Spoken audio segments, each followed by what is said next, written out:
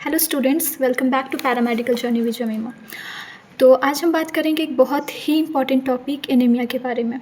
तो एनीमिया एक ऐसी कंडीशन है जिसमें ब्लड की ऑक्सीजन कैरिंग कैपेसिटी कम हो जाती है और ये तब होता है जब आरबीसी कम हो जाए, हीमोग्लोबिन कम हो जाए या हीमोग्लोबिन का स्ट्रक्चर या फंक्शन में चेंजेस हो जाए। अब बात करते हैं कि नॉर्मल हीमोग्लोबिन की लेवल कितनी होती है। तो नॉर्मल हीमोग्लोबिन लेवल जो मेल में होता है वो 13 से 17 ग्राम पर डीएल होता है एंड फीमेल में 12 से 14 ग्राम पर डीएल होता है। अगर ये रेंज से कम हो जाए हीमोग्लोबिन तो वो इंसान एनीमिक कहलाता है। अब बात करते हैं काउजेस की कि काउजेस क्या होती है, आखिर हमारा हीमोग्लोबिन कम कैसे होता है, किस कंडीशन में होता है। तो सबसे पहला कारण है इसका ब्लड लॉस। ब्लड लॉस कैसे होता है, जैसे कोई इंजरी हुई, सर्जरी हुई या बहुत ज़्यादा हैवी मेंस्ट्रुअल ब्लीडिंग हो रहा है तो उस कंडीशन में हमारा ब्लड लॉस होता है और हीमोग्लोबिन का अमाउंट भी कम हो जाता है। ठीक है।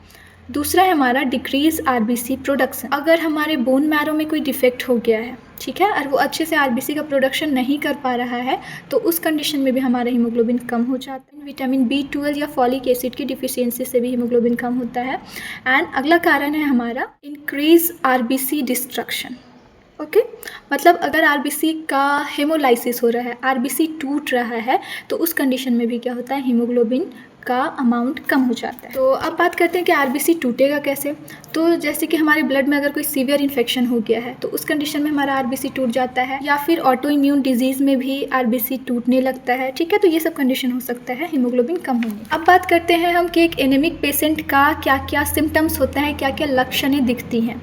सबसे पहला लक्षण इसमें होता है कि जो एनीमिक पेशेंट होता है उसको बहुत ज़्यादा कमज़ोरी महसूस होती है, बहुत ज़्यादा थकान महसूस होता है, चक्कर आता है और फेस और स्किन पे पेलनेस आने लगता है और कभी कभी दिल की धड़कन भी बहुत ज़्यादा तेज़ हो जाती है। तो ये सारे सिम्टम्स हैं एक एनीमिक पेशेंट के। अब बात करते हैं हम डायग्नोसिस की कि अगर कोई एनीमिया का पेशेंट है तो उसका डायग्नोस कैसे किया जाए। एनीमिया को डायग्नोस करने के लिए डॉक्टर सबसे पहले सीबीसी टेस्ट करने के लिए बोलते हैं, जिसमें सीबीसी टेस्ट यानी कंप्लीट ब्लड काउंट, जिसमें आरबीसी का लेवल, हीमोग्लोबिन का लेवल और सेल के साइज को देखा जाता है। अब बात करते हैं हम ट्रीटमेंट की। तो ट्रीटमेंट हमेशा काउज के बेसिस पे होता है कि उस इंसान को अगर एनीमिया हुआ है तो किस टाइप का एनीमिया है और किस कारण से हुआ है। तो अगर किसी इंसान को आयरन डिफिशियंसी एनीमिया हुआ है, मतलब आयरन की कमी से एनीमिया हुआ है, तो उसको आयरन सप्लीमेंट्स दिया जाता है। अगर विटामिन B12 की डिफिशियंसी से हुआ है तो विटामिन B12 का इंजेक्शन दिया जाता है। कभी कभी सीवियर केसेस में ब्लड ट्रांसफ्यूज़न भी करना ज़रूरी हो जाता है और अगर कोई डिजीज़ या ब्लीडिंग सोर्स हो तो उसको फिर ट्रीट किया जाता है। अब बात करते हैं प्रिवेंशन की कि इसका रोकथाम कैसे किया जाए। तो इसके लिए सबसे पहला काम है कि बैलेंस डाइट लेना चाहिए।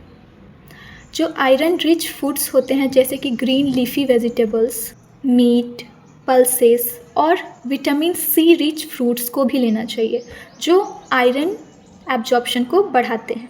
ठीक है, तो याद रखिए एनीमिया का मतलब होता है कि ब्लड की ऑक्सीजन कैरिंग कैपेसिटी कम हो जाना, और इसका ट्रीटमेंट तभी इफ़ेक्टिव होगा जब एग्जैक्ट काउज मालूम होगा तब। मैं हूँ जमीमा, मिलती हूँ अगले इन्फॉर्मेटिव लेक्चर में। तब तक के लिए stay learning, stay focus. Thank you so much for watching.